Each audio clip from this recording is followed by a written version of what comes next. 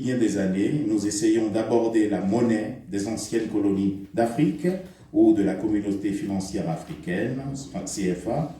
Et après différentes péripéties, nous avons pu entrer en contact avec M. Chérif Salif Sy il y a quelques années déjà, ici présent. Merci Chérif d'être présent. Je voudrais qu'on te remercie d'être là.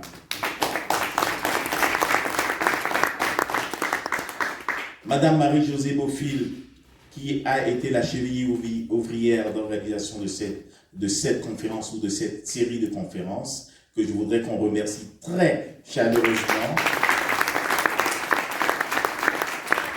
Nous nous sommes pris le bec quand on en parlait parfois, parce que moi, originaire d'une colonie française d'Afrique, elle, originaire de France, nos points de vue n'étaient pas évidents, comme vous imaginez, point de vue géographique, bien évidemment. Mais merci beaucoup, Madame la modératrice.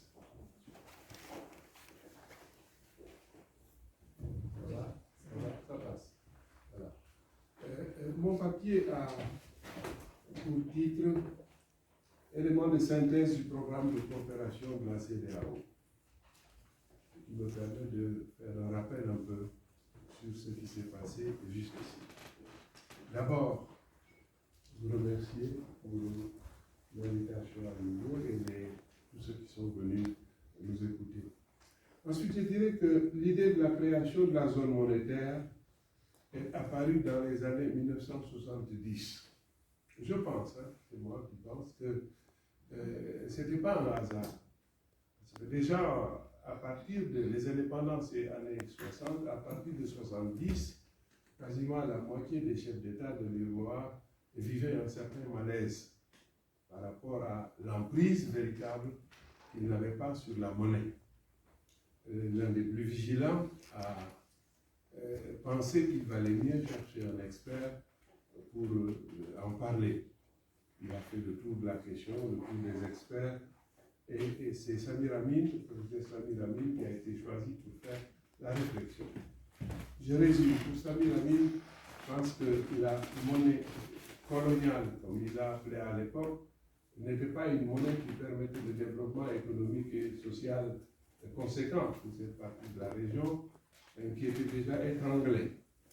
Alors, il a proposé des monnaies nationales. On reviendra là-dessus, mais je m'en tiens à ça. Mais je veux dire que le fait que ces chefs d'État aient pris conscience qu'il y avait un problème avec la monnaie a accéléré à la fin des années 70 leur engagement dès la naissance de la CEDEAO en bloc pour l'UEMOA pour une monnaie de la CEDEAO. C'est pour ça que, comme moi je suis très optimiste, je l'ai dit au cours des 2 premières réunions, que j'ai fait une exception pour vous, pour parler du franc CFA.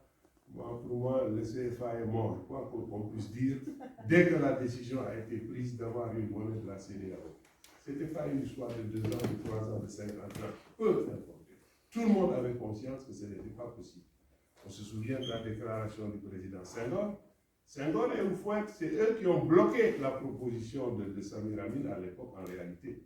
Et c'est Senghor qui revient en 1974 pour écrire dans une interview à Jeune Afrique, je le cite, relativement au franc CFA, si nous disons à notre peuple que nous sommes souverains, nous lui mentons. Abdou Diouf a dit des choses pareilles, Erdeman l'a dit, etc. Je pense que c'est cela qui a accéléré donc la décision prise en 1987. Préalablement, il y a eu des travaux de commission, donc pour créer la monnaie unique de la CEDEAO, la monnaie unique.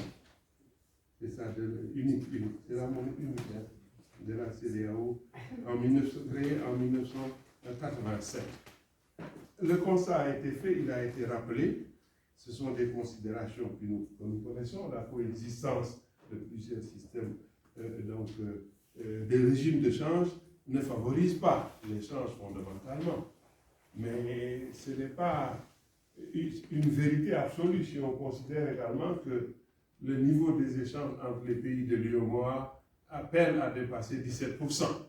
Donc le problème, ce n'est pas la pluralité des régimes de change en économie tels que nous les vivons sous nos cieux. Donc, La monnaie ancrée sur une devise internationale posait un problème, tout le monde le savait. Des commissions ont été mises en place pour faire le travail. Et tout de suite, il est apparu la difficulté donc de gérer 8 autres pays qui avaient leur propre monnaie. Alors il a été décidé de travailler pour leur convergence, donc travailler sur la proposition de 2 zones. La zone UEMOA existait déjà, et accompagner les autres pays pour qu'ils aient leur monnaie commune avant d'aller ensemble à la deuxième étape. J'ai eu la chance donc d'avoir été parmi les 2 experts sénégalais choisis à l'époque, c'était en 1994, c'était moi et le professeur Matar Diouf qui devions accompagner le programme Fast Track, il l'appelait comme ça, la voie rapide pour les autres. Ça n'a pas marché.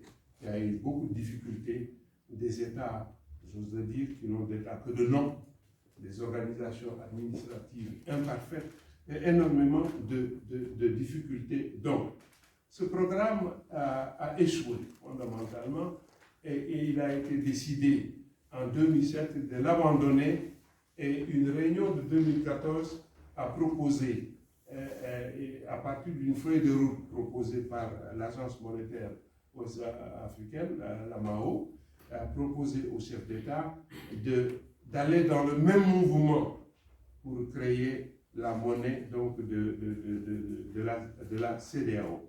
C'est ce à quoi il travaille toujours. Les critères, on les connaît à partir du diagnostic qui a été fait. Le diagnostic, c'est le faible volume des échanges dans les 2 groupes, un système financier sous-développé, la faiblesse des systèmes de paiement frontaliers, ainsi que les transactions complexes. Il y a énormément aussi de pertes. Donc, par exemple, pour aller du Sénégal au Kenya, il nous arrive, nous qui le faisons souvent, de changer 5 à 6 fois. Imaginez la perte de chance que ça donne. Vous partez avec, disons 1000 francs suisses, à l'arrivée, vous tapez votre poche, vous vous dites que moi j'en suis à 600. Donc ça, c'est des problèmes qu'il fallait régler. Donc, en réalité, encore aujourd'hui, personnellement, je l'observe, il n'y a pas, au fond, de divergence fondamentale de pays qui veulent remettre en cause leur adhésion à la CEDEAO. Je parle donc du Ghana ou du Nigeria. Ce n'est pas exact. Le Nigeria a énormément travaillé pour l'unité de cette partie du monde. Énormément, il ne cesse de le faire. Mais il avait lui aussi ses observations par rapport à la mise en place de cette monnaie. Surtout, le Nigeria a beaucoup réfléchi sur le problème du régime de change en proposant un système qu'ils appelaient la politique, fondé sur la politique, disons, commerciale en matière agricole. C'est-à-dire que adosser la monnaie, comme on l'a fait avec le dollar à l'époque, le talon, ça permettait, selon les autorités nigérianes à l'époque, pour des économies telles qu'on les connaît, de servir d'abord à limiter les risques du syndrome hollandais. Donc la référence était, pour les Nigérians, c'était ça, c'est ce qu'ils appelaient la monnaie marchandise.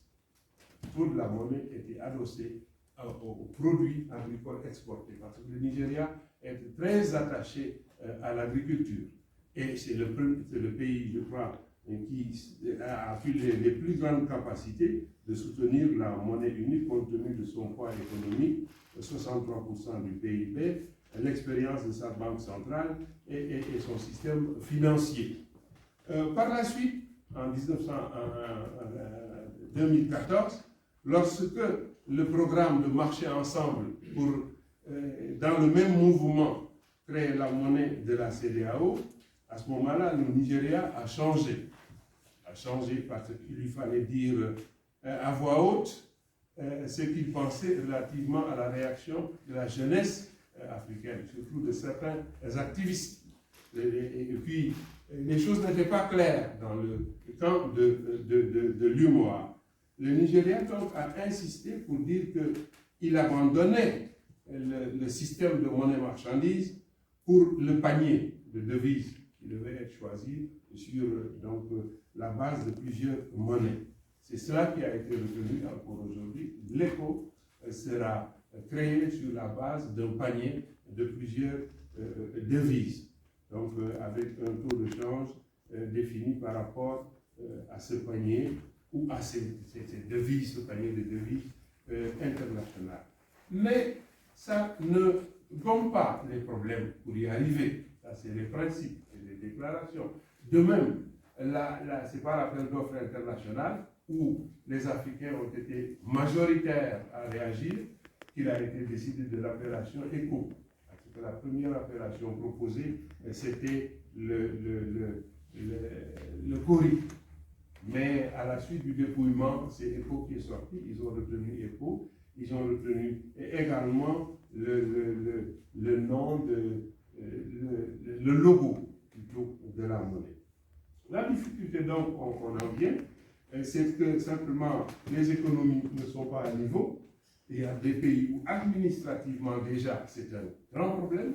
D'autres pays n'ont pas les compétences nécessaires pour les différents critères de convergence et autres. Alors des mécanismes ont été mis en place à partir de 2014 et cette réunion a été présidée, je le rappelle, par Alassane Ouattara, dont on dit souvent qu'il était la taupe de la France, qu'il n'en voulait pas. Jusqu'ici, dans les commissions, il a travaillé correctement. Il a dit qu'il ne revient pas, qu'on ne revient pas en arrière sur la monnaie. Mais les hommes politiques restent les hommes politiques. Je crois que c'est ça. Donc, une nouvelle stratégie a été définie dans le cadre de cette nouvelle démarche. D'abord, la mise en œuvre de la surveillance multilatérale, je les cite d'abord, l'harmonisation des politiques, monétaires au sein de la CEDEAO, il y a l'harmonisation du cadre réglementaire et de supervision des institutions bancaires et institutions financières non bancaires, l'harmonisation des informations comptables, le suivi du taux de change. C'était ça, c'est changé. Le taux de change aujourd'hui, on a retenu un autre système de change flottant sur la base d'un panier de plusieurs monnaies. Mais la mise en œuvre, dans la mise en œuvre, il y avait l'assistance de partenaires internationaux, surtout pour la formation dans les différents pays. Il fallait former les cadres. Apparemment, il se dit que la formation a été satisfaisante, les gens ont été mis à niveau, mais aujourd'hui, le blocage principal. L'intégration monétaire de l'Afrique de l'Ouest. Alors, pourquoi la question de l'éco, la monnaie unique de la CEDEAO se pose? L'une des raisons, c'est que certains pensent que l'éco, comme monnaie unique régionale, pourrait être une alternative au franc CFA, qui est décrié pour de nombreuses raisons politiques, symboliques, économiques, etc. Et donc, de manière très basique, il faut savoir qu'il y a deux manières de sortir du franc CFA. La première façon de sortir, que j'appelle de manière non péjorative, la sortie nationaliste, c'est de dire, bon, je ne me retrouve pas dans cette union monétaire, et donc je m'en vais pour l'autre monnaie. Donc, historiquement parlant, tous les pays qui sont sortis de la zone franc sont sortis de cette manière. Donc, au moment des indépendances, bon, il y avait la Guinée, il y a eu le Maroc, auparavant la Tunisie, par la suite il y a eu Madagascar, il y a eu la Mauritanie. Tous ces pays sont sortis parce que c'est des choses qui sont prévues dans les traités. Donc, dans le traité de l'UEMOA et dans le traité de la CEMAC en Afrique centrale, donc vous avez des dispositions qui disent que vous pouvez sortir si vous voulez. Il y a juste un délai de 6 mois et si vous voulez, ce délai peut être aussi. Donc ça, c'est la sortie nationaliste, c'est-à-dire bon, vous sortez parce que vous ne trouvez pas votre compte. Il y a une autre manière de sortir et qui consiste à dire, bon, peut-être nous ne sommes pas panafricanistes, nous sentons qu'être ensemble, c'est mieux. Et donc, c'est ce que j'appelle la sortie panafricaniste. Donc, ça suppose de rompre les liens légaux qui existent entre ces pays et le trésor français. Parce que le trésor français, bon, d'une certaine manière, exerce une tutelle sur le système CFA, une tutelle légale qui est matérialisée par des accords. Donc, un accord de contre-opération qui a été renommé accord de garantie, et aussi un accord de coopération monétaire. Donc, il faut mettre bien ça, et les Africains se mettent à table et discutent des réformes qu'ils veulent apporter au système CFA. Et donc, certains voient l'éco comme allant dans le sens d'une sortie panafricaniste. Et donc, de mon point de vue, il y a 3 problèmes principaux avec l'éco. Et donc, les 2 premiers problèmes ont trait à sa faisabilité politique. Le professeur Cédric Ty a dit à la fin, peut-être que ce n'est pas une bonne idée pour le moment. Donc ça, c'est la désirabilité économique. Je suis d'accord avec lui de ce point de vue-là. Ce n'est pas nécessairement désirable à ce stade. Mais le premier problème, en fait, c'est que je ne pense pas que ce soit possible, pour les raisons que je vais énoncer. La première raison, c'est qu'il y a une absence notoire de volonté politique. Parce que quand on veut s'intégrer sur le plan monétaire, c'est un projet constitutionnel, c'est un projet politique. Donc s'il n'y a pas de volonté politique, donc, vous ne pouvez pas avoir de monnaie unique régionale. Donc vous avez d'un côté les pays CFA qui disent nous préférons nous intégrer avec la France à travers l'avènement à l'euro, la prétendue garantie du trésor français, plutôt que d'être avec le Nigeria qui est instable, il y a le terrorisme, etc. Et donc ça c'est une position de fait. Et historiquement parlant, le Sénégal et le Nigeria et la Côte d'Ivoire, qui sont les deux plus grands pays de l'UEMOA, ont toujours été du côté français contre, disons, les autres pays. Même quand ces pays voulaient par exemple sortir de la zone franc. Quand le Mali est sorti de la zone franc entre 1962 et 1967 pour avoir sa monnaie nationale, le franc malien, il y a eu des sanctions venues de ces pays-là. On ferme les frontières et donc on sabote un peu le commerce dans ces pays-là. Et récemment, ils ont fait la même chose dans le cas du Mali. Donc, c'est des pays qui ne conçoivent pas l'intégration autrement que pilotée par Paris. De l'autre côté, vous avez le Nigeria qui vous dit bon, moi j'ai des problèmes intérieurs, j'ai des démons intérieurs, j'ai d'autres choses à faire. Et tant que ces pays ne rompent pas les liens légaux qui les lient au trésor français, bon, on ne va pas avancer. Buhari avait fait très clairement cette déclaration en 2007 en disant si vous voulez qu'on aille vers l'éco, il faut rompre l'accord qui vous lie avec le trésor français. Et jusque-là, ça n'a pas été fait. Et donc, ce qu'il y a également, c'est que l'histoire de l'éco, du monde éco également, a créé aussi quelques troubles. Parce que CFA est lié à la zone euro avec des asymétries. Je vois mal l'intérêt de la chose. Donc ça, je pourrais mieux comprendre les pays qui disent en fait, on va vraiment construire nos institutions au niveau régional et faire une monnaie. Le deuxième aspect, ça, je crois que c'est quelque chose que les deux intervenants ont souligné. Il faut faire attention à ne pas être fasciné par la monnaie. La monnaie, c'est quelque chose qui effectivement est assez bizarre. La monnaie, ça n'a en soi aucune valeur, ça n'en a que parce qu'on en lui donne. Alors on prend la monnaie, mais c'est pas évident tout de suite, et ça peut donner lieu à une certaine forme de fascination et dire ah mais avec la monnaie, on va résoudre plein de choses. Non. Alors la monnaie peut créer des problèmes. Donc les banques centrales, ce qu'elles doivent vraiment faire, c'est éviter d'avoir de l'hyperinflation qui touche toujours les plus pauvres. Mais quelque part, la banque centrale, son job, c'est essentiellement d'éviter que les problèmes arrivent, mais elle peut beaucoup plus difficilement améliorer le reste. Et donc, on a parfois une attente que la banque centrale, via la monnaie, résolve des problèmes beaucoup plus structurels. Et donc là, la monnaie étant symbolique en plus, il y a une dimension politique, on dit c'est magnifique, on a les mêmes billets de banque. Oui, c'est bien, mais en fait, n'en attendez pas grand-chose.